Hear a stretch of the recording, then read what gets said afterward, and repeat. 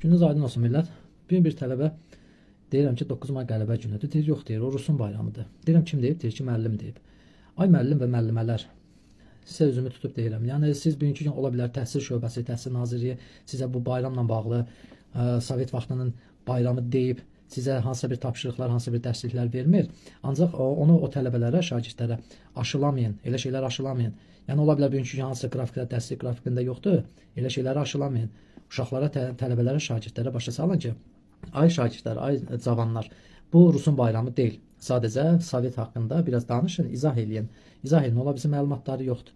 Köhnə tarixdə qalıb. Ancaq onu izah edin ki, onlara həmən dönəmdə biz faşizm üzrə qələbədə bizim minlərlə şəhidlərimiz var. Həzə Aslanov kimi şəhidimiz, fəxrimiz var. Bizim Mehdi Hüseynzadə kimi, Mixailo kimi fəxrimiz var, hansı ki, həmin onun nəvələri idi, həmin onun nəticələri idi, onların nəticələri idi. Bugünkü gün 44 gün müharibədə Allah bütün şəhidlərimizə rəhmət eləsin. Həmin onları biz görə-görə, etap-etap gəlmişik. Bəli, bugünkü gün şükür Allaha müstəqilliyimiz var, bizim özümüz müstəqil ölkəyi, inkişaf eləmiş ölkəyi, bizim ali baş komandanımız var. Amma həmin o ali baş komandanımızın atası, ulu öndərimiz, həmin o tarixdən gəlib, bugünkü gün şəxsiyyət, dünya şöhrətli şəxsiyyət adı alıb, bugünkü gündə müstəqil ölkənin bərpasını əldə edib.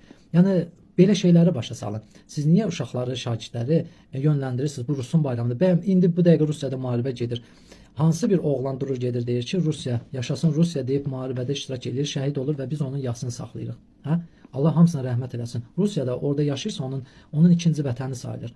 Ancaq söhbət Sovet dönəmindən girsəz, biz ümumi 15 respublikadan yuxarı onları başa salın şagirdlərə ki, biz böyük bir Sovet imperiyası idi və biz onun tərkibində idik. Ən çox da şəhid olan, ən çox da bu torpaq uğrunda, Sovet imperiyası uğrunda, vətən uğrunda ən çox şəhid verən də Azərbaycan xalqı olub. Belə şeylər başa salın.